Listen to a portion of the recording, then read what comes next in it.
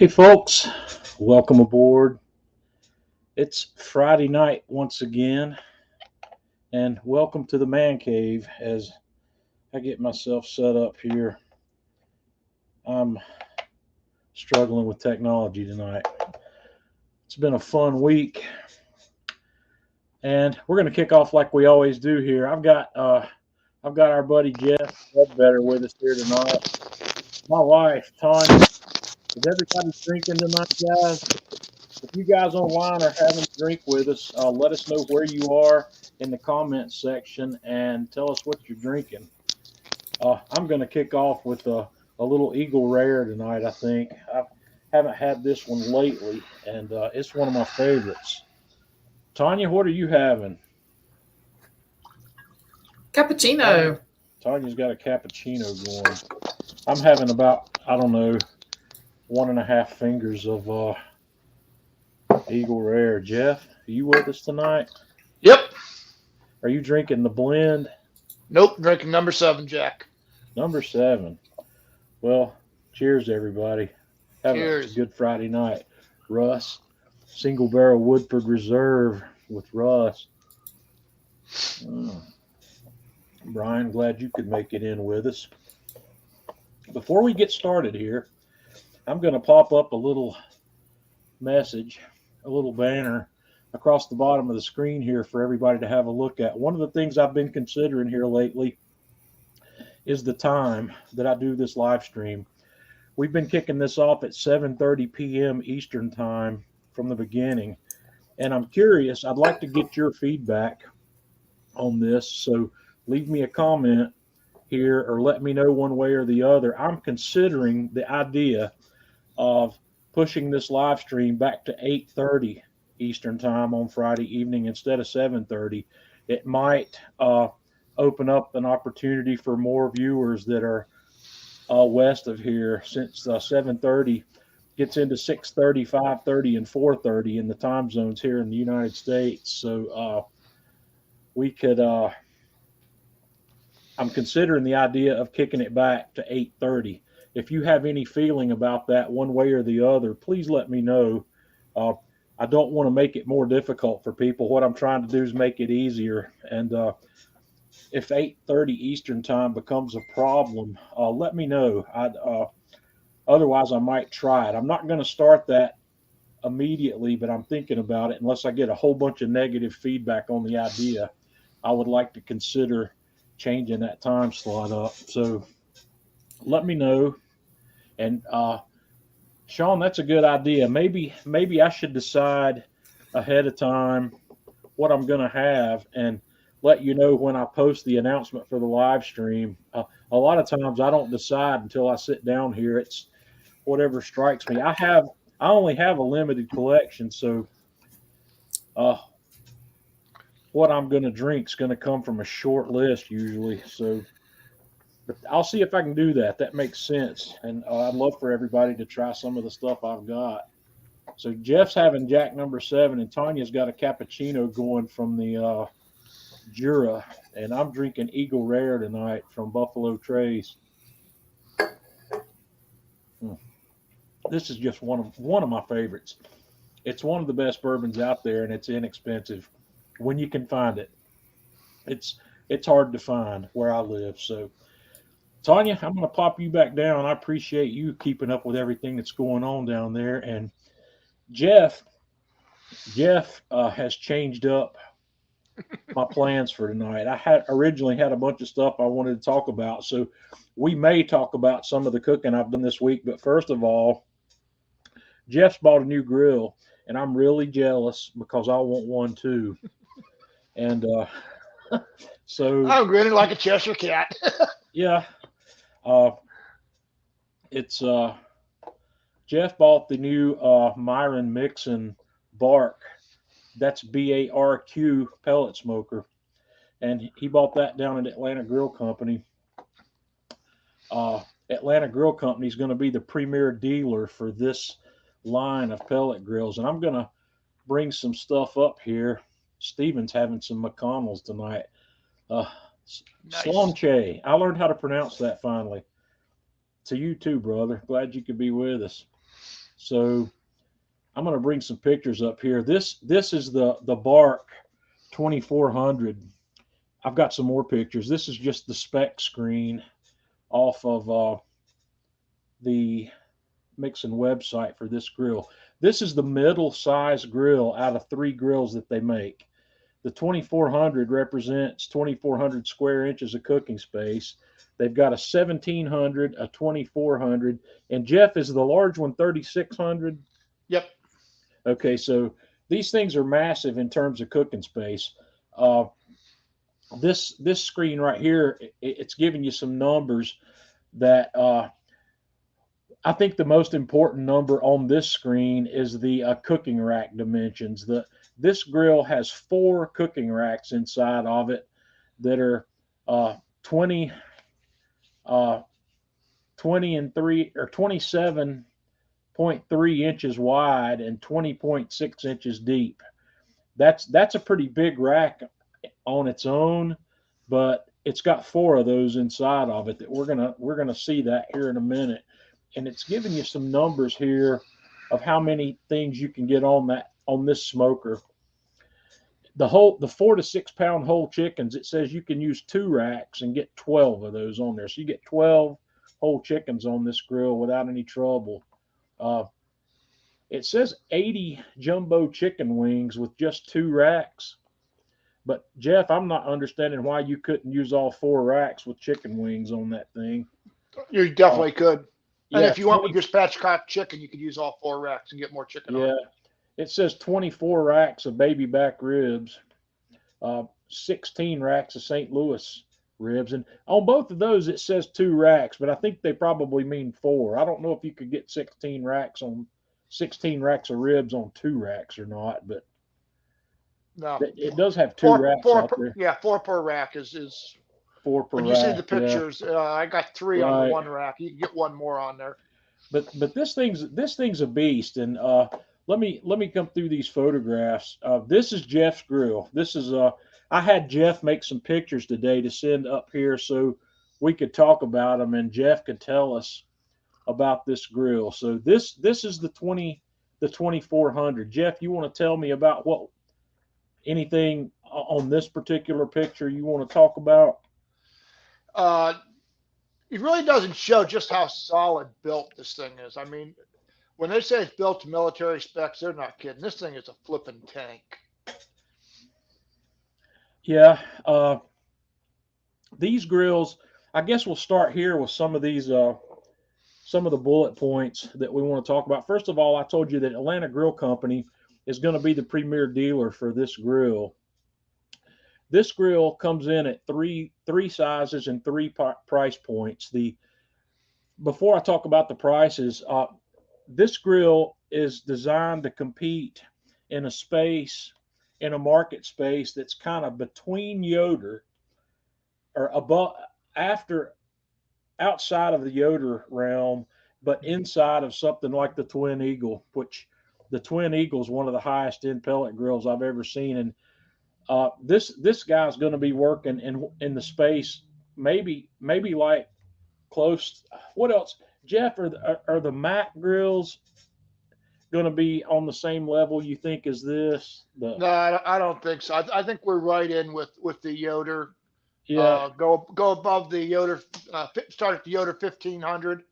It's above Right. that because 1500 only has 1500 square inches, and the smallest one here is 17. So the smallest of the Mixon BARQ smokers has 1700 square inches of cooking space, like you said, which is more real estate than the Yoder 1500. And the Yoder 1500, is it $4,000 or $5,000? Where does it land?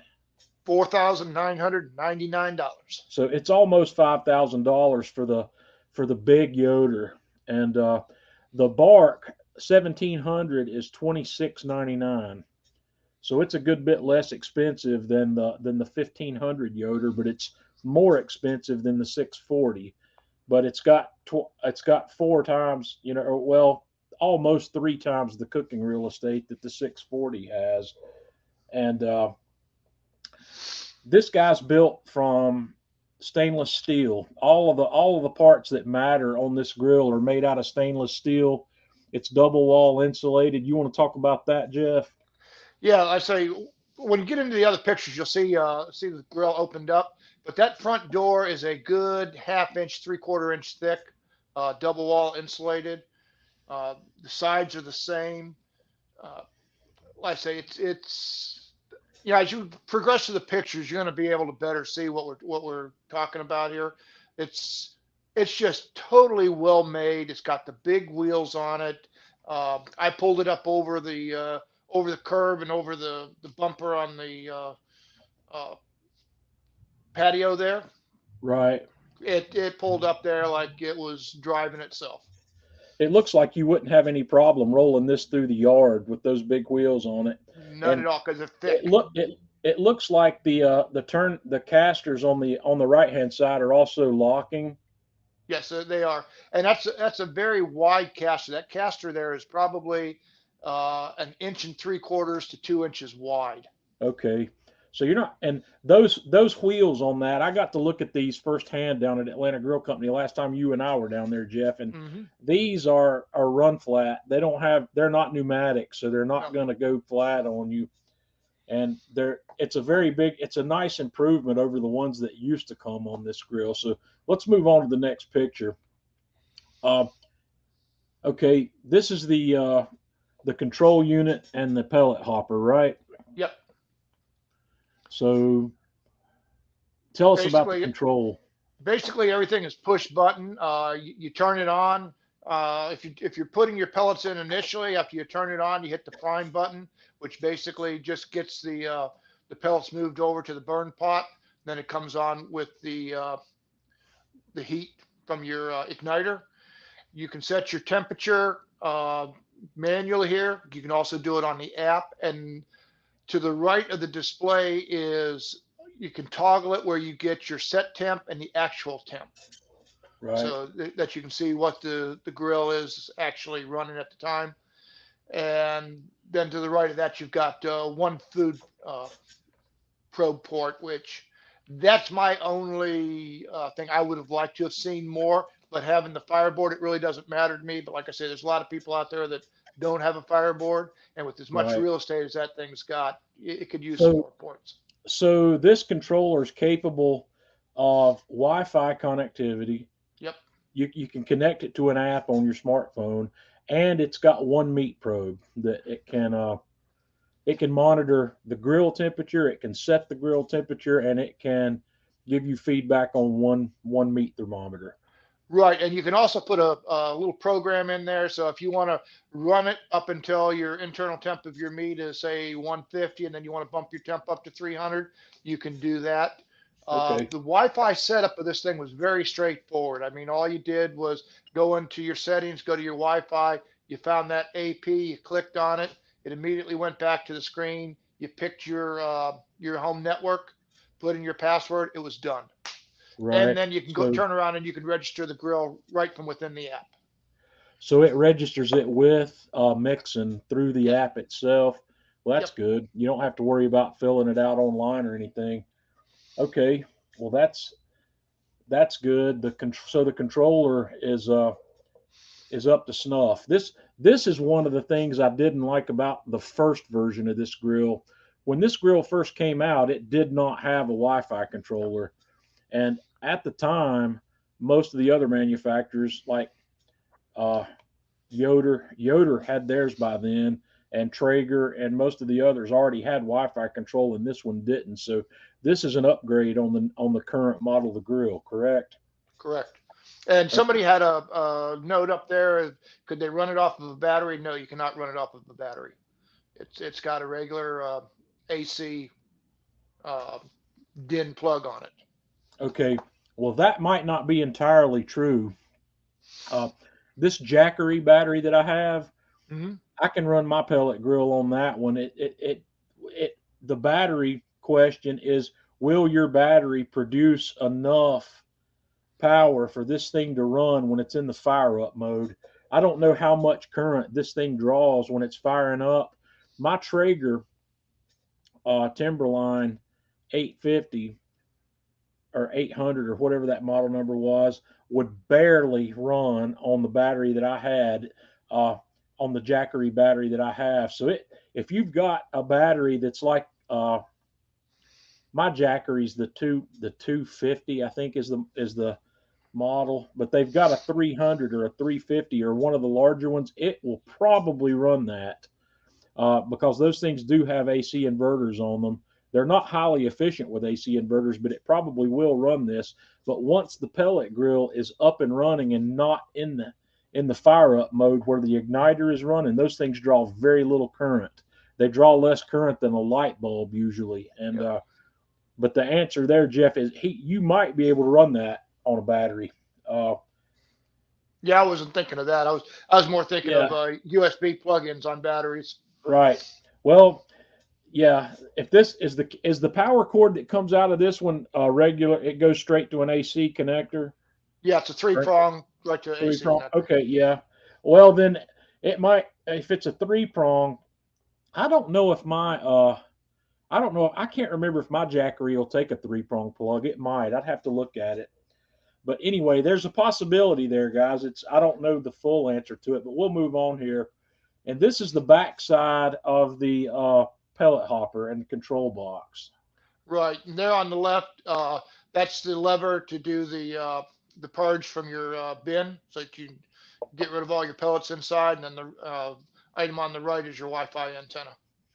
So this guy gives you the ability to dump the pellets that are in it out and put new pellets in. If you decide you wanted to change pellet flavors, you've got that ability here. Okay. Next picture. We're looking inside the pellet hopper here. Yeah, and unfortunately, that's a picture with the pellets already in it. But obviously, there's an auger down there somewhere. Right. The basic design on this smoker is very similar to the Traeger. You've got a pellet hopper, you've got a horizontal auger that's feeding a fire pot in the grill. And in Jeff's picture here, this one still has the safety cage on it. And the safety cage, they're required by law now to put a device in there that will keep you from putting your hand in the auger when the auger's turning. So that information is just there for your benefit. So how big is this hopper, Jeff? It holds 20 pounds. That's pretty standard. There's not but a handful of pellet grills I've ever seen that have bigger hoppers than that. The Rectech makes one that holds 40 pounds. I don't remember which model it is. And that that Weber pellet grill may hold more than 20 also. But this grill's, what's the rating? What did it, there was a time and temperature rating you had on this one, Jeff? Right, 28 hours at 250.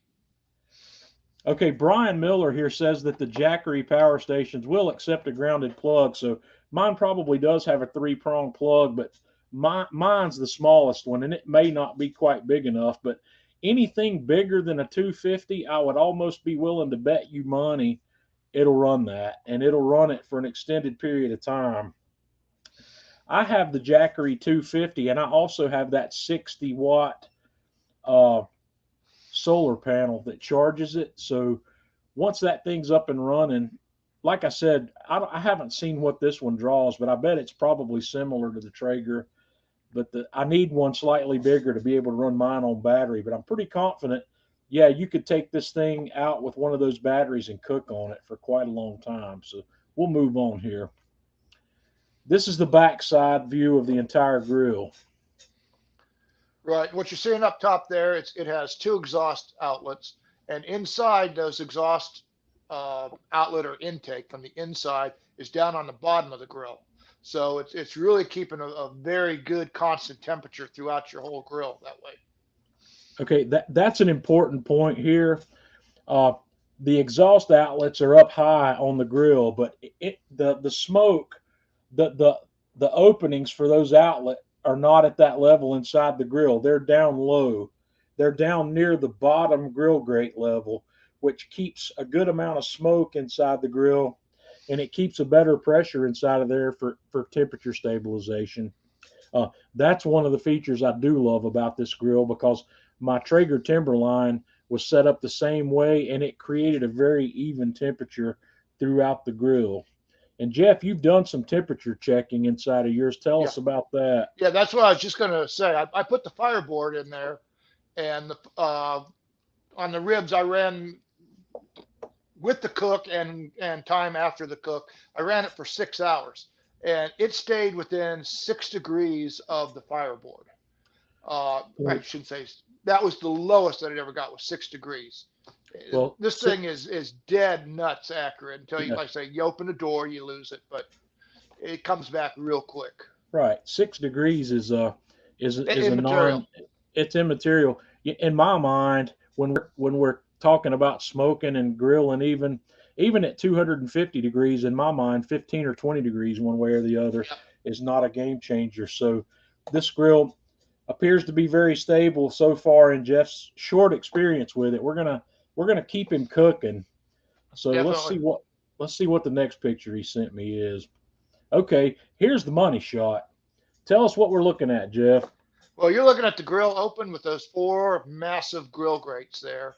And you've got 3.5 inches of height between the first, second, third, up to the bottom of the fourth one. And then you've got 5.5 inches of height from the fourth, or from the top one to the top of the grill. This thing holds 7 full hotel pans, to give you an idea of how much stuff you can stack in that thing. Why do you come up with 7 instead of 8? Because of the way the front is angled at the very beginning, they've turned the top one horizontally. Okay. I'm not all that sure that you couldn't put it in there, but I haven't tried it with the hotel pan to Well, if you sit there. put if you put 8 hotel pans in there, you're going to choke up the airflow so much it probably have a hard time cooking anyway. But Not yeah, really. You've got if you put them in there, you got about 3 inches on each side and 3 inches in the center. so the good news here is when you're not using all of your cooking real estate, you can use a hotel pan in one of these guys as a drip pan, right? Yep. Or a sheet So pan. if you want to use a drip pan in here to help manage cleanup, you could throw a hotel pan and my what I'm looking at here, Jeff, is I'm looking at this picture and saying I'm never going to cook that much stuff at one time. That's more real estate. That's a lot of real estate, These buddy. these pictures, guys, these pictures don't do justice to the size of what you're looking at here. What we're gonna see some pictures with some meat on one of these racks here in just a minute. But this, when you're standing in front of this grill, the first time I stood in front of this grill and Jeff and I were looking at it, I said, I bet I can get 4 or maybe even 6 briskets on a grill like this. And I'm not 100% sure that I couldn't get 8 of them if they were smaller briskets. Uh, each one of these racks, front to back, is long enough to put a typical brisket on Yep. lengthwise. Uh, and I know I can get 2 briskets on one rack without a trouble. The question is at the point end of my brisket, is it too thick to fit in a 3.5 inch space? It may be a little tight, but I bet I could shove them in there and get it to work. The I cooking think space, you could. yeah, And the what I cooking would do is space I here would is, flip flop my briskets, where yeah, the flip flat them is in the around. front on rack one and the points in the front Exactly. on rack two. Yeah, where they're not touching each other Right. So you anyway. got But plenty of airspace. this when and you can this is another good view to see how thick the sidewalls are on this thing, and those are double wall steel and there's insulation between those, and you have that same sort of thickness and insulation in the lid. And what we have also, I'm going to bring my mouse up here, this gasket, there's a gasket here that seals this door up when it shuts. And it's, for those of you that have the Kamado Joes, this is the same sort of gasket material that's on a Kamado Joe between the dome and the base. And this guy should be sealing up pretty good when you close the door. Jeff, It does. did you see any kind of leakage or any There was major no problem? leakage. There was no leakage coming out of that door, even with my fireboard cable snaked through it. And the other thing I want to say about these racks here, you can pull these racks 3/4 of the way out, leaving them in the rack, and they will hold up, because that rack uh, rail goes solid front to back. So that's a nice feature, that you can pull those racks in and out particularly if you got hotel pans on 'em and you want to go in and stir something. It makes it Right. really nice. Ryan's asking about the weight on this grill. I think the weight on this grill was 280 pounds. Is that Correct. correct, Jeff? Yep. 280 on this one. So, so that's a lot less than the Yoder 640. The Yoder 640, I don't know what its weight is, but it weighs a good bit more than this one. So if you'll go to Ryan, if you'll go to the Mixon webpage, the weights on all three of these models are listed there. But this one, I remember seeing the spec at 280 pounds, Yep. which that may seem that's heavier. That's heavier than a Kamado Joe Classic 2, but it's not much heavier. Well, and Uh, the majority of that 280 pounds is sitting right there in that cook area, John. the yeah, the racks. Those racks are heavy, and that whole cook area, that double walled steel, Well, that's heavy. I mean, you've got the racks, you've got the heat shield that we're going to look at in a minute. Does that front table come off, Joe or Jeff? if you loosen it up, it does. It's held on by 3 screws in the back that drop down, and then So the it'll side fold. table, because it's longer, Yeah, it has braces on it, but no, it doesn't fold down. it doesn't fold down. No, it does not. And Uh, it's solid. Jerry's asking about the how's that gasket held on the lid, Jeff? Is it held on there with little hooks like it is on an oven? Yep. Yeah, so you're not going to have that problem. It's not glued on, so it's not going to come apart. It's not going to come loose from glue deteriorating. I don't think that's going to be an issue. It's fastened on to that lid the same way the gasket's fastened onto your oven door. If you'll look at how the gasket in your kitchen oven's fastened on, it's probably the exact same method as this. Would that be Yeah. right, Jeff? Yep. And that gasket there is actually looks just like your higher quality kitchen stove or kitchen Yeah, oven gaskets. it looks pretty good. So let's move on to the next picture. Okay, what are we looking at here, Jeff? Okay, if you look at the top in the center, you see that black square. That is uh, the bottom exhaust for that one side, and then the other one will Right. be back over here. But what you're looking at here is the grease pan. It sits at an angle, and they recommend that you cover it with aluminum foil, which I did. So what Yeah. you're looking at here is that's after I did that 6-hour cook. All I Hmm. did was take the aluminum foil off, throw it in the garbage, and it was a done deal. Okay, what's that pan made of? It's made of stainless steel, and it's 1/8 inch thick. It's an 1/8 inch stainless steel, guys. I've never seen a drip pan or a heat shield in any Kamado grill or any pellet grill, I'm sorry, made out of stainless yet. This will be the first one I've seen made that way. The Yoder's not stainless steel. None of the Traeger pans are stainless steel either that I'm aware of, and unless something's changed. And also, one of the other bullet points about this grill or this smoker, Jeff and I were talking about this earlier today. Do we want to call this a grill or do we want to call it a smoker? Currently, we'll call it a smoker, but I've seen a couple of videos, and one of them is a Mixon made video where they actually grilled some steaks on one of these using the grill grates, and they did a pretty good job. It came out pretty well, but Myron Mixon's team is currently working on a 2-piece heat shield for this guy that's gonna have a piece probably that comes open above the fire pot, which will create a much better direct grilling surface to use with grill grates. That product's not available yet, but it's coming, and when that's available, this guy's going to have the same sort of direct grilling functionality that the Yoders have. If you're familiar with how the Yoder works for direct grilling, they're bringing that to this grill as well. But it's still in the works. It's not ready for prime time yet. I'm not exactly sure when it's coming, but it is coming. So what else do we need? We need to talk about what this guy, Jeff. If you look at this picture, that heat shield is leaning. So talk about that. It's lower on the right side of the grill than the left. Right. It leans towards the right side of the grill. There's a big trough with the next picture will show that all your grease flows into, and then it's got a square tube that runs down to a bucket similar to a Traeger. Okay, so But this is let's actually a combination grease and heat. You're going to see another right. heat shield underneath this thing on the So next picture. this is a heat deflector and a grease channel. When your whatever you're cooking drips, it falls down onto this.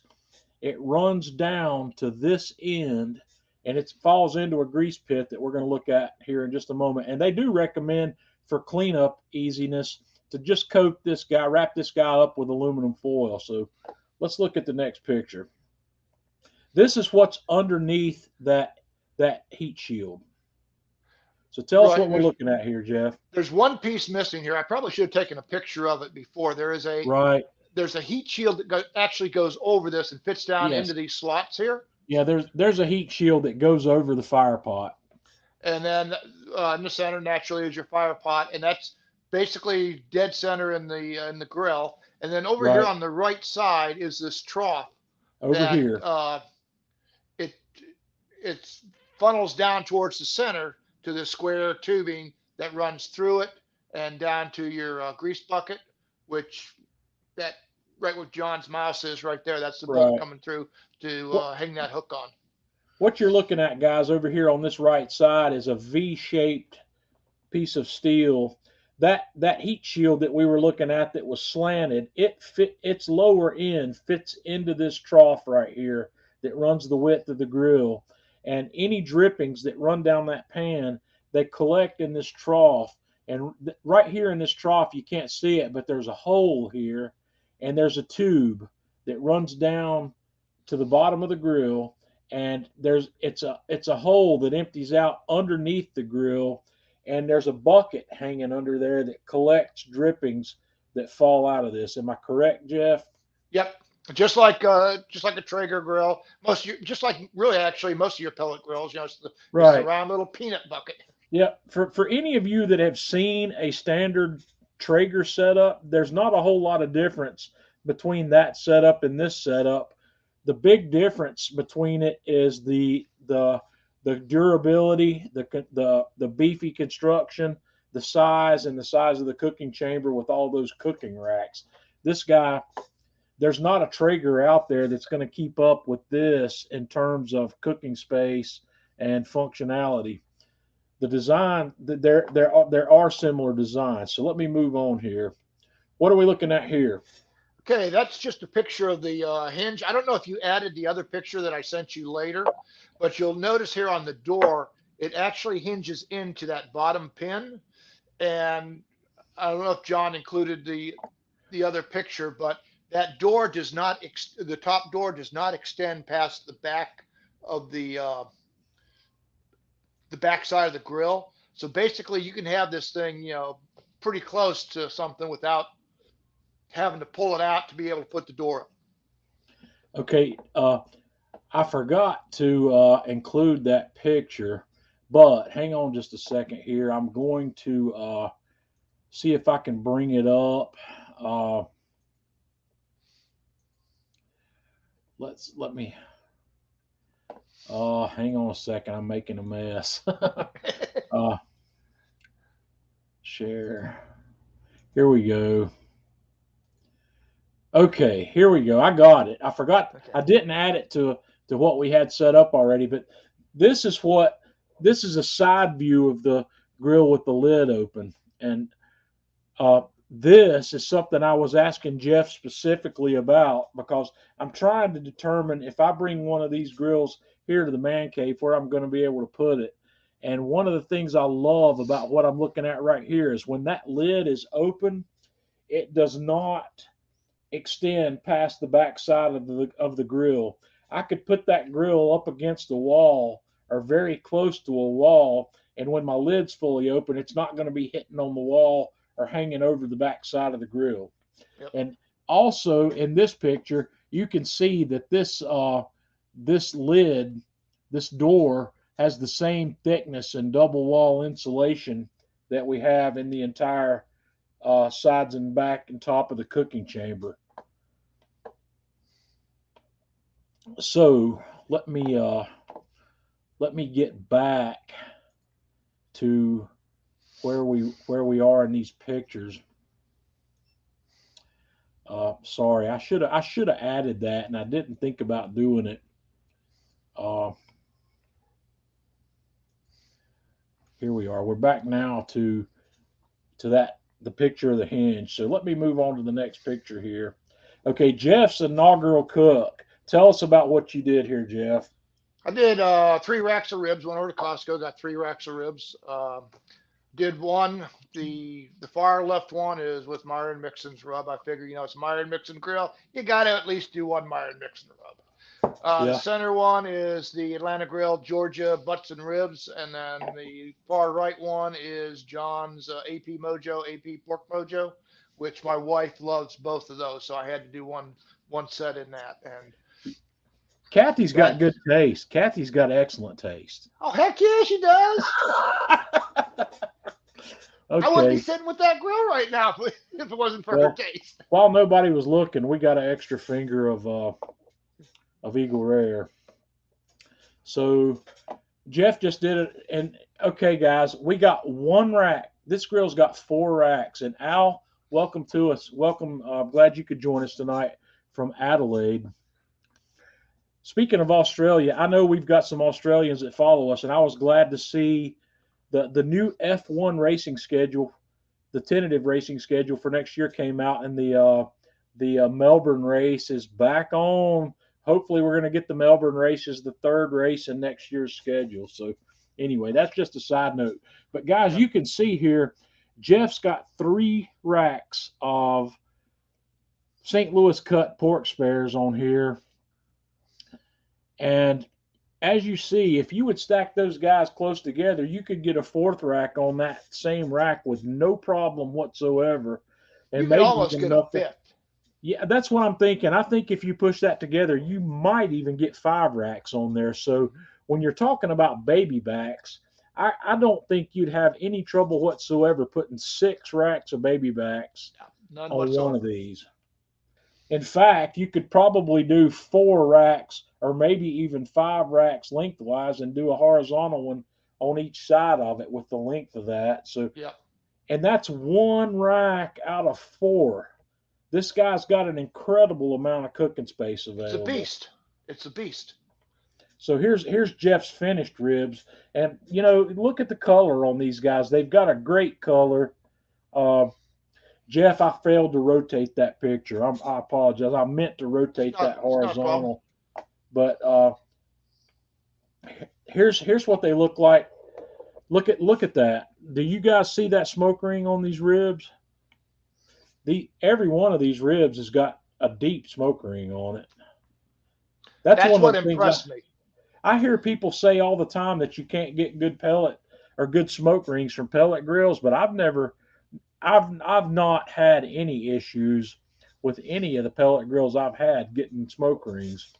I think it falls back into that situation that there's certain things you can do to a rib and other meats that might hamper the smoke ring a little bit, but that looks incredible. Jeff, I think you did a great job with those ribs. You got any comments on those? Those ribs turned out, the cook was fantastic. I mean, they're right where you want them to be. They were not at the, pull the bone out. They were just short of that. When you picked them up in the center with the tongs, I'm going to say they bent over probably 2/3 or better of the way down. I mean, it was a good cook. I cooked these 3 hours unwrapped, 2 hours wrapped, and then about 15 minutes unwrapped to just kind of get a little bit of the pooling moisture, taken back off. And they came out absolutely perfectly cooked. That looks fantastic, Jeff. That looks crazy good. We'll leave it at that. So you've had this grill for how many days? You got this grill. This grill showed up on Wednesday or Thursday? Wednesday. I did this cook on Thursday. Tomorrow I'm doing a butt on it. Yeah. Jeff was sitting out on the curb in front of his house on Tuesday waiting for this truck to show up, and it didn't show.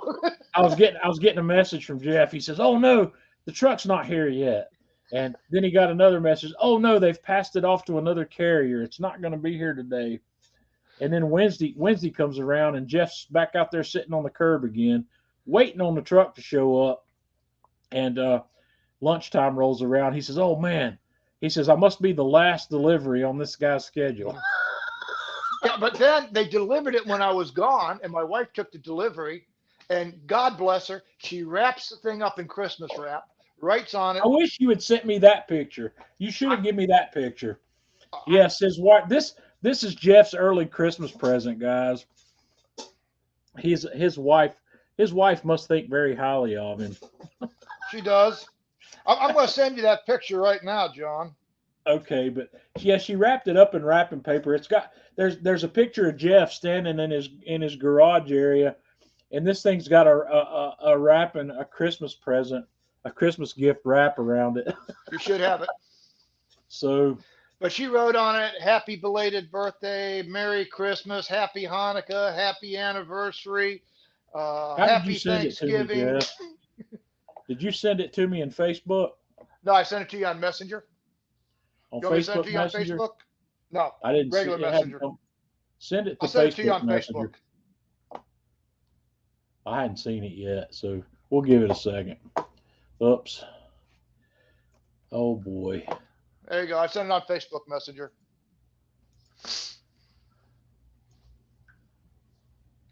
Yeah, that'll show everybody the type box that comes in. And let me tell you what, this thing was very well packaged. I mean, it's sent to you. The grill is upside down, and then all the stuff is on top of that. And really, all you're putting together is the legs, the bottom shelf, and the wheels, and the side rack and the front rack. It took my son and I about 45 minutes to put it all together. And what I'm going to say, I put a lot of grills together. And I've never had a grill go together as easy as this one. All the holes, like if it was a double wall hole that you had to put a screw through, all the holes lined up, all the nuts, bolts, and screws lined up. You weren't having to do any, jockeying around to try to get the pieces to line up. There it is, guys. That shows you the size of the box. When I saw this picture, the first time I saw this picture, I was looking at it as a thumbnail. And I thought Jeff was standing in front of a pallet of a case of Mountain Dew.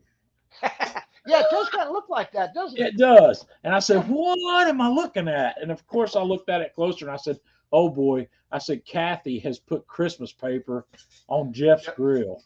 She did. She did. Well, yeah, that's awesome. The story behind that, we're at Atlanta Grill last weekend. And as John said, he and I have been looking at this grill for a long time, and I started, doing a little bit of slush fund saving, that hide in the back of the wallet. And we walk in there and we're looking at it, and Kathy says, "Well, if you want it, get it."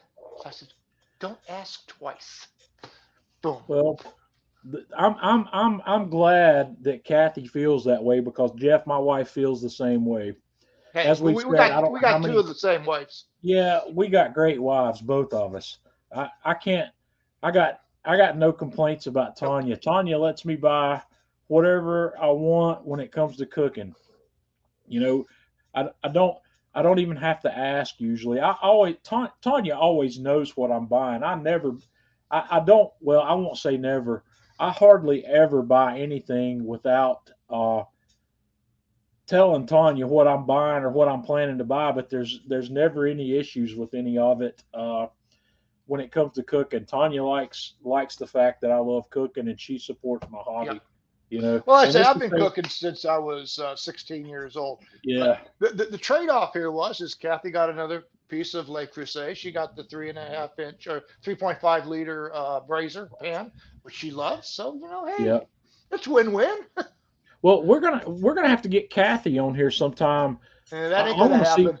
I want to see what Kathy's doing with all that Le Creuset because that stuff's great. I love Le Creuset, so she loves it. I mean, and the cleanup on it is so good, so easy. Yeah, it is. It's great stuff, and I really like that licorice color. And I've told you about that, the flat black. Mm-hmm. And I've got two pieces of that. I've got the brazier, and I've got like a 2 3/4 quart.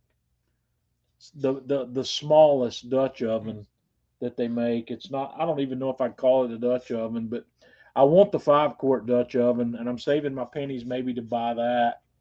Beth, Well, we got the artichoke, the green color, because our kitchen has green tile in it, and she really likes that. And hey, if she right? likes it, she can have it. Beth is asking about the price. Beth, this smoker that we've looked at today is $29.99. It's $3 grand and that's the mid-size version. They've got a 1,700 square inch version that's a little smaller than this one. That's $26.99, and then they've got the 3,600 inch square inch version that was it. Jeff, was it 34.99 or 35? 34.99. 34.99. Yeah. I think Uh, that 2,600 price, the price on the 2,600 or the 2,400. I'm sorry. right. Uh, for basically $300 more, you're getting 700 square inches more. I'm kind of with you That's on good that. bang. The Good bang price for the jump buck. from the price jump from the 1,700 to the 2,400 is not that big. You've got a you've got a really a bigger price jump to the 3,600. But guys, this thing is capable. This If I bring one of these here to the man cave, it's going to be my 5th pellet grill. I have had a Traeger, the basic Traeger, the little Texas Elite, which has got like a 16 by 20-inch cooking surface on it.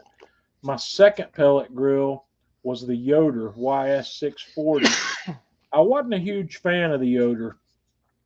In terms of cooking, it did okay. It had some other issues that I wasn't a huge fan of. Then I got the Traeger Timberline, which is an awesome grill. Got no complaints about the Traeger.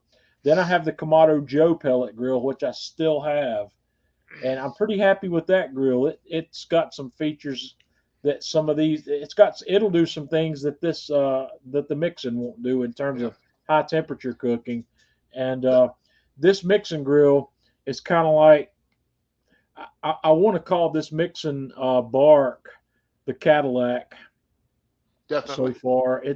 I don't have one. Like I said, I'm thinking about it. We'll see. You'll get it. You'll get it, It's John. I know you it's will. very likely. It's very likely that one's coming, but I'll have more information on that a little bit later, and we'll talk about it. And I'm really excited about the potential with this grill. All I know is that Jeff and I have stood in front of these grills at Atlanta Grill Company more than once, and then when we were 3 or 4 done, times. there's a drool puddle standing there Yep. that Gary's had to Gary's had to get the mop out and go clean it up. Since the first time I saw that grill, I wanted it. Freddie's asking about how hot that grill gets. These guys are going to 450. They'll go to 450 currently, and like I said there earlier in the stream, they're working on a 2-piece heat shield for that thing where they can do some higher temperature searing like you do in the Yoder. So Yeah, and currently, understand it doesn't air out until it reaches 700, but the max right, you can set on the dial is 450. So I think they've got that built in for that new upgrade that they have coming out. and I gotta stop here for a second. My buddy Freddie, uh, yeah, Freddie. I'm still gonna be begging you to come on live with me. We're gonna have to talk about this. I'm gonna get your phone number and I'm gonna call you and I'm gonna talk you into being on this show with me. Freddie's shy like Stephen Hickey. Both of them, they're members of the Shy Club, and I'm gonna figure out how to get Freddie to come on with me. And uh, Jeff's met Freddie. I haven't met Freddie Freddie's yet. latest excuse is his Bostonian accent. Nobody will Yeah. understand him. See, that's the coolest thing about. That's one of I'm not going to say it's the coolest thing about Freddie. The coolest thing about Freddie is he makes some of the most beautiful pizzas I've seen in my Beautiful entire pizza. life. And the second coolest thing about Freddie is his Boston accent. That's awesome, Freddie. That's a plus, buddy. That's not a minus. So we're gonna talk to you. I'm gonna figure out. We're gonna have this conversation. I promise. Freddie invited me to come up and sling pizzas with him. So maybe if I can figure out how to run up to Boston for a short stay and cook some pizzas with Freddie. Hey, Maybe I'll I can pick get you him up and we'll go.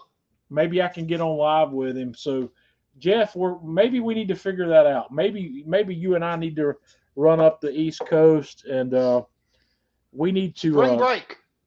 bring some South to Boston and teach those guys. We'll teach them how to talk, and we'll let them teach us how to cook pizza. How's that sound? I tell you what, I learned a lot from Freddie when he was down here in Orlando. All right. And Freddie will tell you, my pizza skill is like, I'm going to say 100 times better than it was before.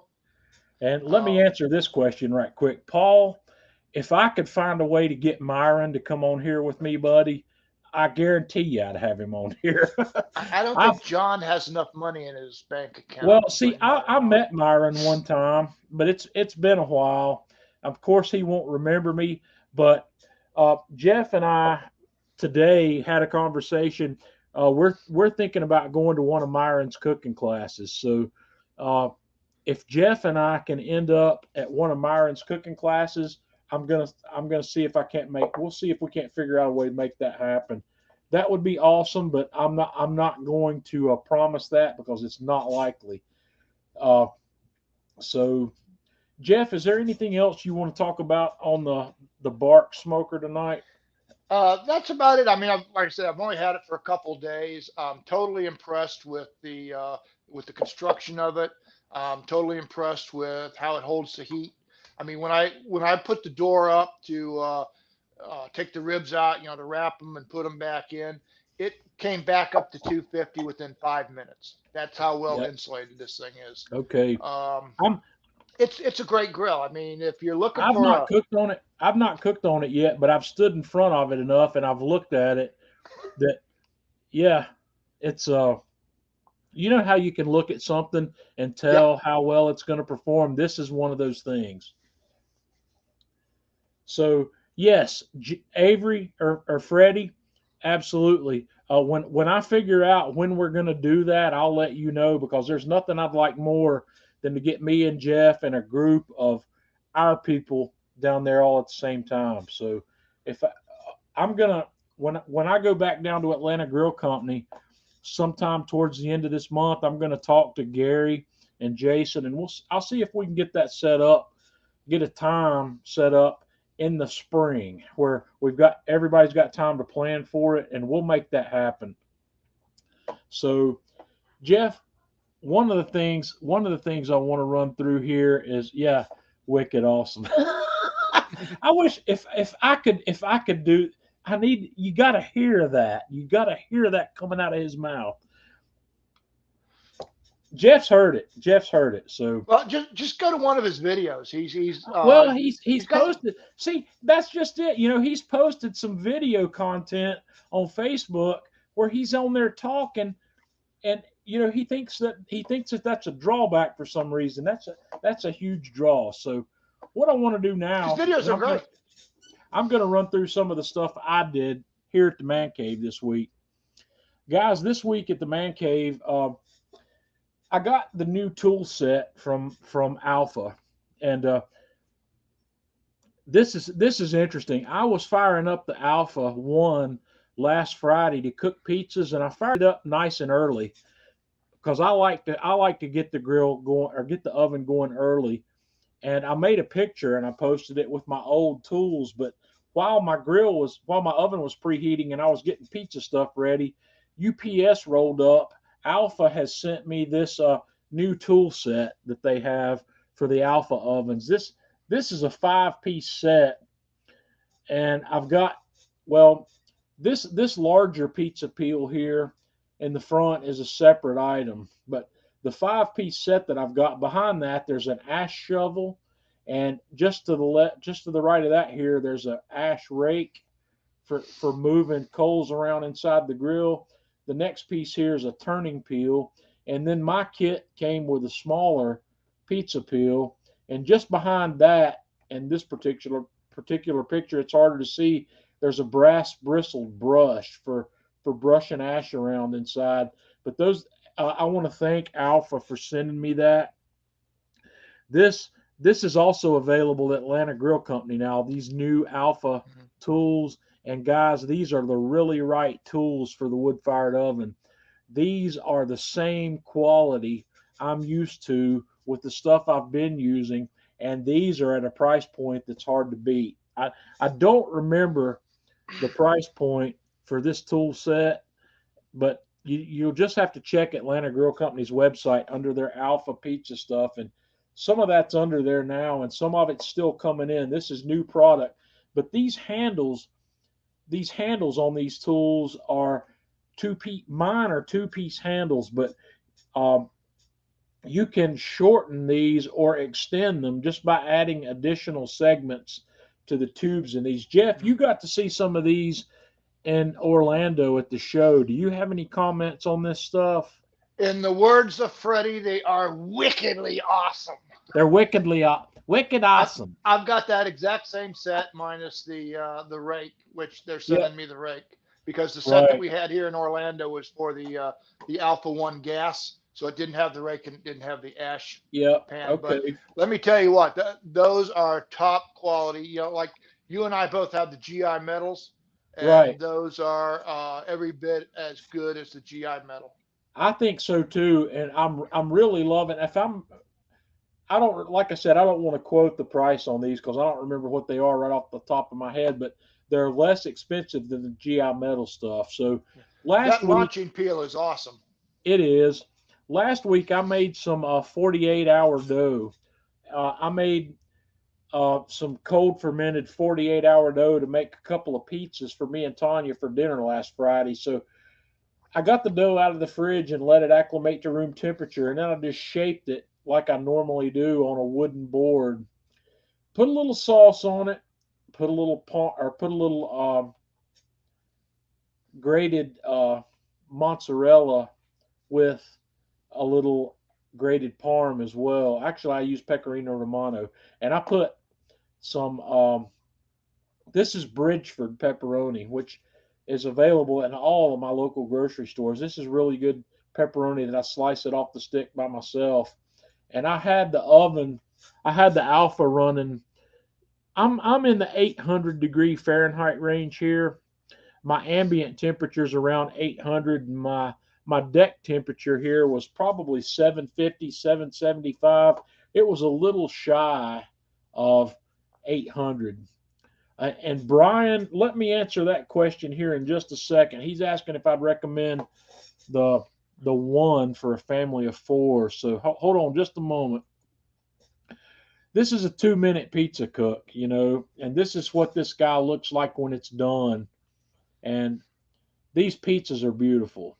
They come quickly, and I just want you to have a look at that. This Neapolitan style pizza. I made a 65% hydration dough for these, and I only mixed up enough for 2 pizzas because that's all I was going to make.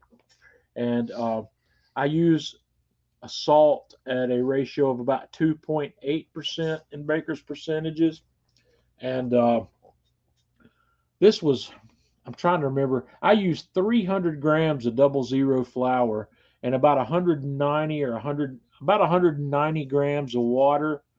I think we're at 8. If I'm trying to remember here, I think I'm at 8 grams of yeast and 8 grams of salt and 0.5 gram of yeast. I mixed all that up and I let that bulk rise at room temperature for 3 or 4 hours.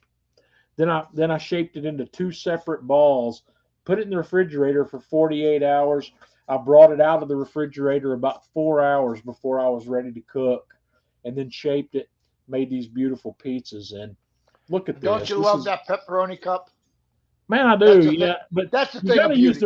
You got to use the right kind of pepperoni. And Freddie recommended me Boar's Head, and Boar's Head's great pepperoni. It really is. But the grocery store I was at this day doesn't carry Boar's Head, so I bought the Bridgeford, which I'm getting the same. Bridgeford is good. With.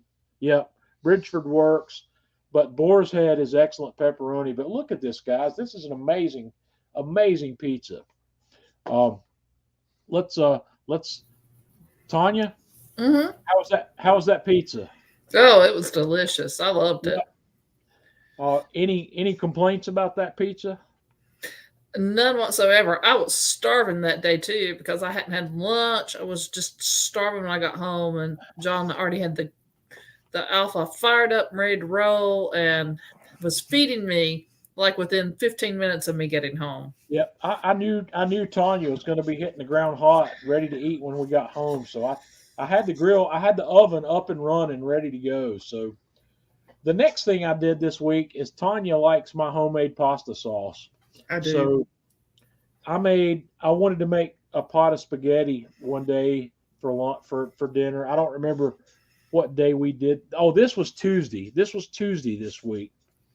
The pizza was Friday. The pizza was last Friday. So Tuesday, these are the ingredients I use to make my homemade pasta sauce. I always start with. First of all, let me preface this by saying these diced tomatoes did not go into my sauce today, and I started with these San Marzano tomatoes. But starting to get, we've got ground beef, San Marzano tomatoes, tomato paste, crushed red pepper, whole oregano, Italian herb blend, fennel seed, garlic, butter, olive oil. So here's how this comes together. I browned my ground beef and I dumped those whole canned San Marzano tomatoes into a mixing bowl. And I like to get in there with my hands, guys. I like to get in there and hand crush these things to where they become crushed tomatoes, but they're not like canned crushed tomatoes. The crushed tomatoes are all different consistencies. I've got some larger bits, some smaller bits. When you buy crushed tomatoes in a can, they're all about the same consistency. I prefer this, but you could do this with crushed tomatoes if you wanted to. So after I've done that, I get my Dutch oven out. I put 2 tablespoons of butter, 2 tablespoons of olive oil in my Dutch oven, and I heat that up. And when that butter starts to get frothy in there, I dump in maybe a half a teaspoon of red pepper flakes and let those guys cook in that hot butter and oil for a minute or two. What we're doing is we're waking those flavors up and we're infusing the butter and the olive oil with some of the spice from those peppers. And I'll let that cook for, like I said, for a minute or two. I kind of stir it as I go. Then I've got an onion. I got a decent sized white onion here that I've diced into whatever dice size you want to call that. I call that a medium dice. And I cook those onions in that butter that has been steeped with those red pepper flakes for 5 to 7 minutes until they've started to become transparent. The herbs I've used here, I've got, like I said, I've got the oregano, the Italian seasoning blend, the fennel seed. There's what my ground beef looks like. I drain some of the fat off of the ground beef, but I keep some of it also. I don't drain it completely. And after my onions cook down, I've got 2 cloves of garlic that I've minced with my microplane grater. I put that in there and stir it in and let that cook for a minute or so until you can start to smell the garlic. Then I dump my herbs and spices in. And we cook that for another minute or two. And guys, at this point, this is smelling off the hook. It's really got an incredible aroma to it. And when I'm happy with how that is, I put my ground beef in. I dump my hand crushed tomatoes in on top of it. And I stir that up, and then I let it come to a simmer. And when that starts bubbling a little bit, I put the lid on it, and I turn the heat down, and I'll let that simmer. Actually, once I let that start simmering, we simmered for about 30 minutes with the lid off to evaporate some of the moisture out of there. But then I put the lid on, turn the heat down, and I'll let that slow simmer for 2 or 3 hours and let those flavors, really build together. And at that point, I pop the lid off, and you can see what this looks like. It's really beautiful. I take one of the small cans of tomato paste. I dump the tomato paste in there. I start to add a little bit of salt at this point because this is something you have to salt to taste. And I keep stirring it and let it continue to simmer a little bit. Tanya, what's our favorite brand of Parmesan cheese? Oh, the Sartore Sarvecchio Parmesan. I grate in maybe an ounce or so of this really beautiful parm right into there. I stir it in, and I've been salting. Let me back up here. I've been salting. After you stir this in, you've got to keep tasting it, and you've got to keep adding salt in about maybe half a teaspoon increments until you figure out where you are. Once you add salt, you have to stir it in and give it a couple minutes, and you keep tasting it until you're happy with the flavor you have with the salt. And I serve this, just cook some spaghetti noodles, and this is a beautiful sauce. This is an all-purpose sauce, and one of the great things about this sauce is I would have absolutely no problem using this sauce for pasta like this or making lasagna with it. The only thing I would do differently here is if I was making this specifically to use with lasagna, I would have left that parm out because I'm going to add the parm to my ricotta that I'm going to make layers with in there. So we had this for dinner one night this week. Tanya, how was that? It was delicious. But let me tell you, one of the things I've learned from Tanya is that one of the most important ingredients in a pasta sauce like this is what? Fennel seeds. Fennel seeds. I love fennel. Yeah, it's a beautiful flavor. Jeff, do you guys do pasta sauces with fennel? Yep. One of my greatest memories is my mother used to make pasta sauce, and she would start it like at 8 o'clock in the morning to eat at 5 o'clock at night. And it would simmer all day long. And you'd smell that aroma throughout the house, and you're going, oh, man, I can't wait for dinner. I've done a pasta sauce that's a little more complicated than this, and I think I did it. I think this video is in my Kamado Joe video collection on Kamado Joe's Facebook or Kamado Joe's YouTube channel. I did one of those all-day simmered tomato sauces like this, where you do it. I did it on the grill, and I left the Dutch oven lid cracked open where it could really reduce and really concentrate those flavors. And if you remember in the picture I showed you a little while ago, I had that one can of diced tomatoes that I told you didn't make it into this sauce. When I was putting this sauce together, I was thinking about that Kamado Joe cook where I did, and I let it simmer for a long time with the lid off and let it really reduce. And what you do if you want to do that is when you add that, did I talk about adding the tomato paste into that? Mm-mm. I skipped that part, didn't I? No, you didn't. Did he? Yeah. Okay, yeah, we add the tomato paste. After it's simmered with the lid on for a while, you add this tomato paste. But in the theme of the Kamado Joe cook, at the same point here, I would have added some additional crushed tomatoes. And what you end up with there in a flavor profile is you've got that one that's been simmering for a long time with the lid mostly off. It's reduced a lot, and you've got a lot of concentrated cooked tomato flavor. But when you add this tomato paste and you add some additional crushed tomatoes that haven't been cooked all day, you get a combination of that roasted tomato and fresh tomato in the same sauce, and it's off the hook. I was going to do that here, and I didn't do it because, Tanya, did you end up home quicker than I thought you were going to end up this day? Lord, honey, that was Tuesday. I think today's Friday. It's fall break. Tanya ended up home a little sooner than I expected her, or either that or she was ready for dinner sooner than I thought she was going to be, so I skipped that. Yes, it was ready because that was the night we had scheduled the speaker from California to That's talk about right. security. at she had 6. plans. She had plans at 6 o'clock, so I needed to get dinner done before 6 p.m. this day. So I skipped that step. But there's this is what's fun about cooking, guys.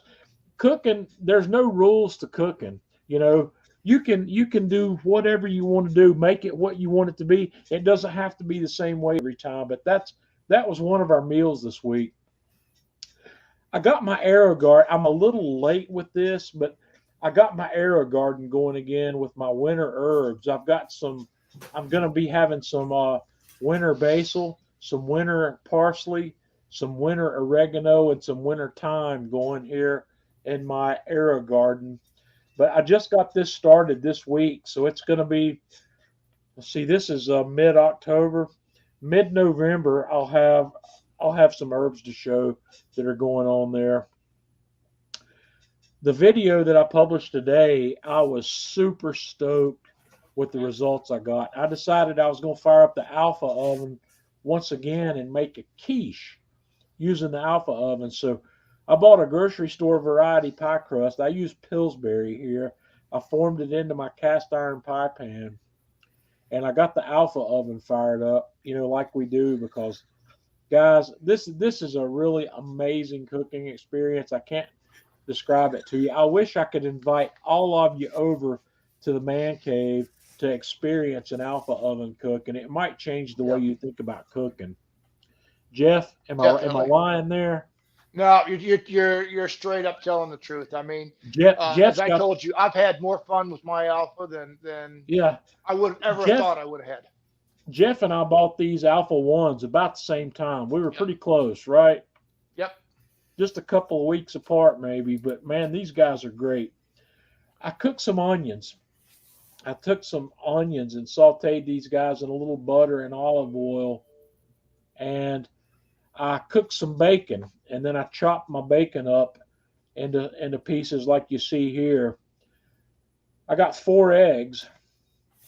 I got some Gruyere cheese, some grated Pecorino Romano. What we're missing here, I didn't take pictures at every point where I should have taken pictures, but guys, this video published today, it's on the Atlanta Grill Company Facebook page. It's on the Atlanta Grill Company YouTube channel. But I'll let those onions go longer than I normally would. I'll let them start to caramelize. And I put these onions. All right, that pie crust also, I par baked that pie crust for about 10 minutes at 400 degrees to get it started cooking. Then I took it out. I put these semi-caramelized onions into the bottom of the pie crust. I put the bacon on the top of the onions. Then I put these cubed pieces that's about a cup or so of cubed Gruyere cheese and a quarter of a cup of grated Pecorino Romano. I put that on top of the onions and bacon. And this mixture you see here, those 4 eggs that were in my mixing bowl, I beat those 4 eggs. I put in 2 cups of heavy cream. I put in a half a teaspoon of salt, a quarter of a teaspoon of ground black pepper, a quarter of a teaspoon of freshly ground nutmeg into that. Stirred it all up, mixed it up, and I poured that mixture in on top of the onions, bacon, and cheese into my par-baked pie crust. And then we took this guy to the Alpha oven. I used that new Alpha coal rake that I had, and I raked all those coals over to the left side of the grill, and I put a fire brick in there because this guy needed to cook between 350 and 400 degrees. So I've got to get a lower temperature going in there. So I put the fire brick in so I would have a little bit of a heat shield from the radiant heat. And during about a 25 to 30 minute process, I rotated this pie dish. This is a Lodge cast iron pie dish. I rotated that guy in there and you can see how that's browning up on top. And I want you to look at that. Gorgeous. quiche with a brown top like that, you don't find that very often. And this thing was absolutely off the hook. I mean, look at that. Tanya hasn't tasted this yet. I've still got this in the refrigerator down here, what's left over. Jeff, how's that look? That is fantastic. The only suggestion I would make next time, try it with white pepper rather than black pepper. White, well, yeah, white pepper. That's a whole conversation. I actually did some studying a while back recently on white. I've got white. I use white pepper typically when I don't want black specks in something. Yeah. But there's a flavor difference between white pepper and black pepper that's Definitely. a whole nother story. But that's what we got here. So when I took that out, I let it rest for 10 or 15 minutes before I decided to cut into it and cut a piece out. And you can see here how cleanly that came out. And I forgot to mention also, before I formed that Pillsbury pie crust into my Lodge pan, I sprayed that with cooking spray. That's something you need to do when you do this. And when you've got it properly cooked, it'll come out clean just like this. And man, look at this guy. I've got these semi-caramelized onions hanging out of here. Right here, you can see a piece of that Gruyere cheese that the cheese has not completely liquefied in here. But this egg and cream mixture is amazing. And that crust is like the icing on a great cake. That browning that you have there brings a flavor element to this that you just can't find anywhere else. That's making me hungry just looking at it. Man, I've never had a piece of quiche that tasted as good as this. This is by far one of the best quiche pieces I've had. And you could do this in your oven. You could do this on your Kamado grill.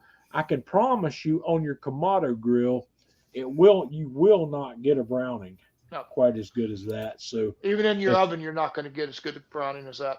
The browning, the higher heat and multiple heat sources that we're getting out of the Alpha is really responsible for this perfect cook. I'm truly believing that. And this is yesterday, guys.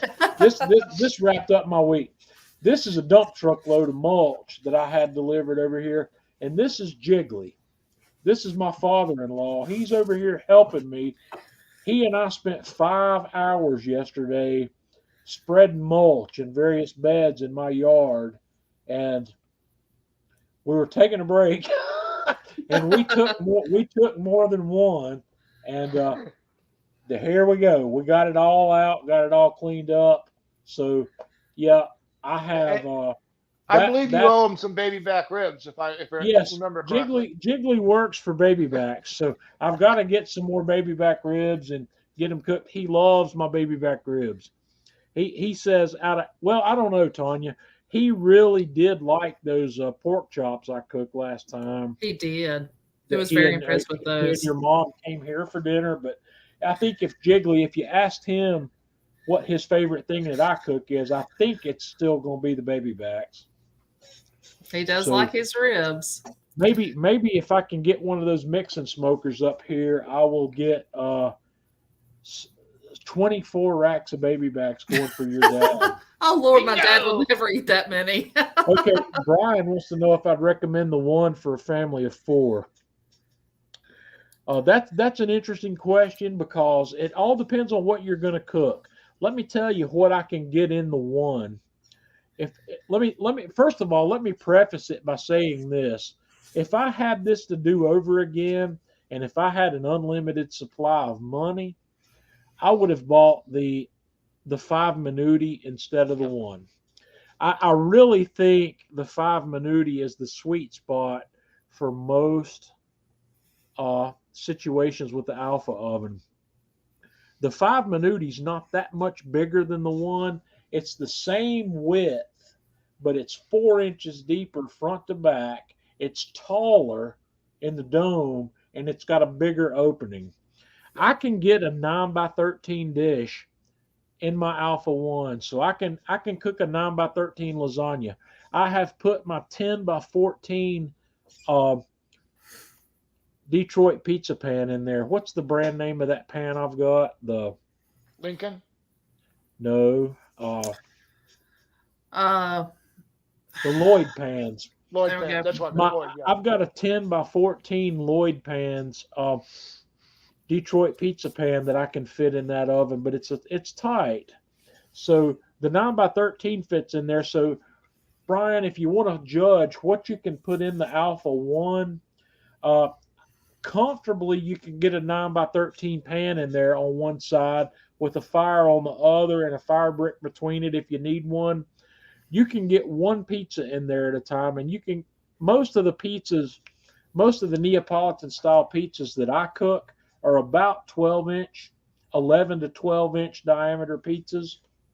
And for a family of four, let's say you want to cook 2 or 3 of those guys, you can do that. You can feed a family of four because when you run these, when you're doing a Neapolitan style pizza with a homemade pizza dough, you can get uh, pizzas off every 90 seconds. You get your pizzas made up, ready to go, and then you throw one in there, you rotate it as it's cooking, and 90 seconds later, that pizza's done. You pull it out, you stick another one in. So we're talking, if you've got your pizzas made up, ready to go in the oven, Jeff, am I gonna be able to cook 3 or 4 pizzas in less than 10 minutes? Oh, absolutely, No without a doubt. problem. No Without a doubt. problem. So it all depends on what you want to do. But like I said, the 5 minuti, I thought about the 5 minuti, but at the time it was a bit more money Yep. that I wanted to put into this. But yeah, it when you're trying to determine if a grill or an oven is enough for 4 people, it all depends on what you want to cook on it. And Huzaifa, glad you could make it with us tonight. He says, would you recommend a used oven for the Alpha? I saw someone selling here in LA. The 5 minuti, yes. And as far as a used oven's concerned, the only thing you're going to want to look at, you're not going to get any kind of warranty transfer from one owner to the other. Inspect it. Make sure that the oven bricks that make up the floor of that oven are not broken. And even if they are broken, It's not that expensive. replacing the floor, replacing a brick or two in the floor, that's not a big deal, and it's not a big expense either. I really don't think there's much of anything else that could go wrong with an Alpha oven. Jeff, is there anything with an Alpha that could break other than the floor stone? The floor stone, and you may need a new temperature gauge, but either one of those they're relatively inexpensive. You know, like I said, depending on what they're selling it for. I would have no if problem. you can get a good deal on a used 5 minuti and you're interested in a wood-fired oven, I wouldn't hesitate to buy it. I really don't see. It's different than a Kamado grill. A Kamado is a little different situation. You can end up with some expensive replacement parts if you don't have warranty coverage on your ceramics. But this is a little different story. I wouldn't hesitate. Go look at it, and if it's not beat up, and if I don't know. What Jeff, what would keep me from buying a used 5 minuti if I really wanted one? The only thing that keep me from buying one is if the outside shell was all dinged up, rusted, or whatnot. Yeah. If the outside shell, that's a good point. The outer surface of these Alpha ovens, they're kind of like Weber kettle grills. They're enameled steel, so you want to have a look at that and make sure that there's no damage on the outside steel where it could rust or whatnot. I don't think you're going to find that kind of problem. I've never seen it. So yeah, have a look at that and let me know what you find. I'll be curious to figure out what you find on that. I know, guys, we've covered a lot of material tonight and we're running long because we've covered a lot of stuff. But like I said, I haven't been paying attention fully to the comments. Tanya's been managing that for me. But like I said, I'm considering moving this live stream to 8:30 p.m. Eastern time. If you've got any thoughts on that, please let me know, and we'll go from there. We'll figure this out. Next the only week, other guys, comment we missed was the one guy asked if is the Alpha One really that good? No, it's not really that good. It's that great. Yeah, man, I love it. I It love is. cooking on the Alpha. Uh, you guys all know me. I'm a Kamado guy. My name and my stuff is associated with Kamado cooking, but I really enjoy cooking Mhm. on the Alpha wood fired oven just as much, if not more, in some cases than I do a Kamado. There's there's things I can do on the Alpha that I can't do in the Kamado, Absolutely. and that browning on the top of that quiche is one perfect example of that. There's one thing Kamado grills suck at, or I'm sorry, my Browning. mom's watching. There's one thing Kamado grills stink at, and that's browning the top of something. They don't work as well. So yeah, Brian grabbed the Atlanta Grill Company rub set this week and a briner bucket. He's keeping Gary busy. Yeah, yeah, Brian, Gary, the last time I was down there, Gary's humping it in the warehouse. He doesn't even have time to stop hardly and acknowledge that I'm there. And I knew that going over there. I knew Gary was busy, but I went by anyway to take some pictures. But guys, I think the sale's still going on, Jeff. The Yep. entire the 12-piece set of the Atlanta Grill Company branded rubs are on sale right now for $69.99. That's about half price. So Tremendous if you, price. yeah, And if you're, Brian, I see you got the brining bucket. Did you get the ultimate brining kit for the turkey? If not, you need to go back and get that. yeah, That's the awesome. brining, that's not part of their 12-piece set. The ultimate turkey kit from Atlanta Grill Company is a bottle of their turkey rub and seasoning and their turkey brine. So that season's coming up, and I'm Jeff. I gotta figure out something. I think this year one of the things I've done turkeys every year almost. I think I'm gonna try to figure out. I think this Thanksgiving, and I need to start looking at this. I need to do a stuffed turkey breast. I Well, want you to, know, I'm doing a turkey breast on the mixing. I mean, yeah. it's got to be done. Well, I don't have the mixing yet, but with any You will hope, by then. there's a possibility that you might see that grill on my party deck out here before the end of the year. With any luck. And like I said, there'll be more information coming on that soon. So I want to do a stuffed turkey breast. I want to cut uh, a turkey breast off the bone. I need to investigate whether I'm going to do one turkey breast or if I'm going to be able to figure out how to get both turkey breasts off of the carcass and keep it Getting in both one off is piece. easy. I don't know how to do that though. I've been watching some Just videos on it. just I start at know the how to edge and do work your one way up. side. I know how to do one side of it, but I don't know if I can pull them both. And I want to pound it out where it's flat, where I can uh, put stuff on it, roll it up, and then wrap it in the skin and Mhm. tie that guy up and do something different for Thanksgiving this year other than a whole turkey. I've got lots of whole turkey videos, guys. Look at Kamado Joe's YouTube channel, Atlanta Grill Company's YouTube channel. There's turkeys. There's a bunch of them out there. I want to do something different this year, and I think it's going to be a turkey breast. But I will still probably use the Atlanta Grill Company turkey seasoning and turkey brine. So Take the easy way out, John. Take the skin off, then remove each breast individually. When you pound it out, overlap the one with the other, pound it down. It's now one piece. Roll it up in the skin. well, let Call it me a day. let me tell you the problem I run into, Jeff. When I buy a turkey breast Hmm. uh, on the bone in my grocery stores around here, I bring it home, I thaw it, I unwrap it, and the skin looks horrible. The skin will be torn.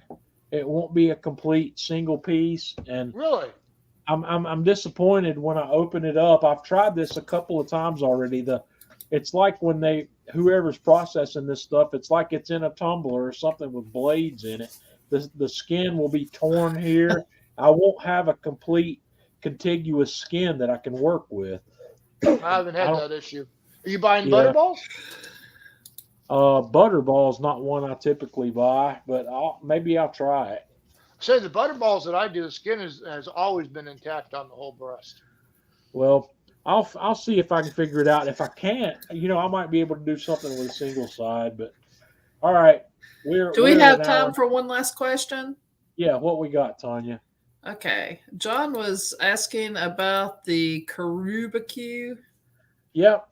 John, I still have that. It's sitting right inside the door of my man cave. I'm looking at it right now. I still have it. I haven't been doing a lot of cooking on it. Maybe I'll try to figure out how to get that back into the loop. I've been focusing. I'll admit I've been focusing mainly on cooking with grills and smokers that Atlanta Grill Company sells since I'm working with those guys. But the Karubicue is an awesome smoker. It's the next best thing to having an offset. It's like an automated offset. So I've used it a lot. I've made several. The videos that I have made with the Karubicue are all on the Man Cave Meals YouTube channel. So if you look back into the video history on the Man Cave Meals YouTube channel, back beyond all these live streams I've done, you'll find the Karubicue videos that I've done. I did a prime rib in the Karubicue. I've done Boston butts in the Karubicue. I did a brisket in the Karubicue. It's amazing. What it is a small automated offset cooker. But the thing that it has in common with an offset is that you still have to feed the fire every 30 minutes. So based on that idea, it's just like an offset, but it's smaller. It's smaller. It's the size of a very small dorm size refrigerator, and you can have all the same benefits of an offset in a very small package. And it's got racks in it that hold grill racks that are the size of a hotel pan, and you can get, I think you get 3 or 4 hotel pan size racks in this guy. So yeah, I've got nothing negative to say about the Karubicue. That guy's crazy. Sharon's asking Tanya about that coffee. Sharon must be late. Sharon, were you late? Were you not here on time tonight? Did you not That get to see cup was full at the beginning. Yeah. She showed that when we started. Where you been? Sharon's one of our regulars here, and she'd have missed Tanya's coffee at the beginning.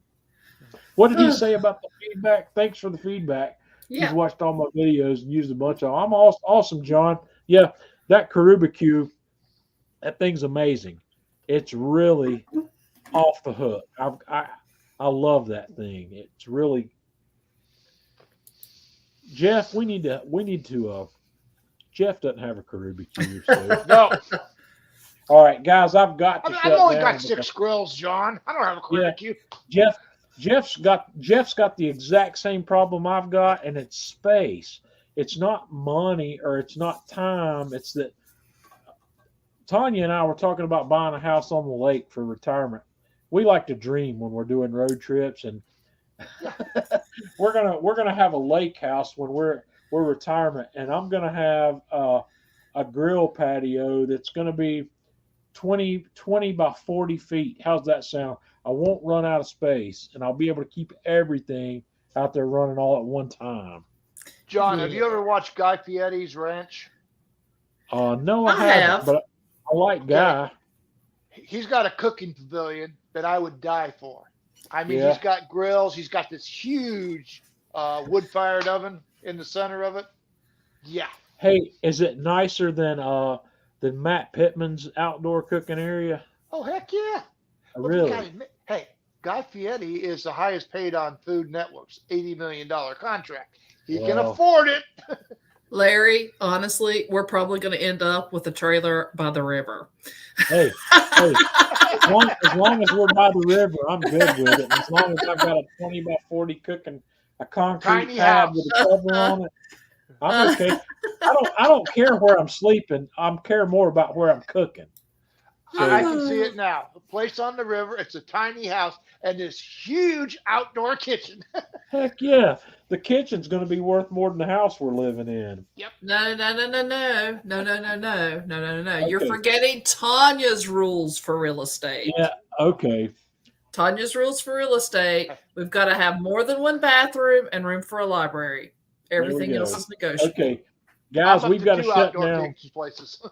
Yeah, Jeff, thanks for coming on with me tonight. Hey, but not a problem. before we shut down, I got a preview for you next week, guys. Come back. I've got a couple of guests that are going to be on with me next week. We're going to talk next week about Texas barbecue.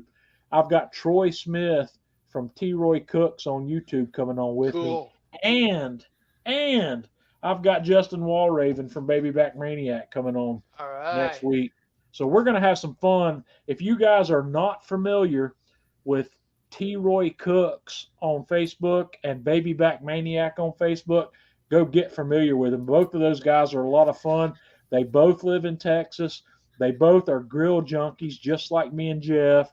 And we're going to talk specifically about Texas barbecue, and we're going to talk about the tools those guys use to make Texas barbecue. So, guys, y'all have a good weekend. Until next time, thanks for watching, and don't forget to let me know what you think about the switch to 8:30.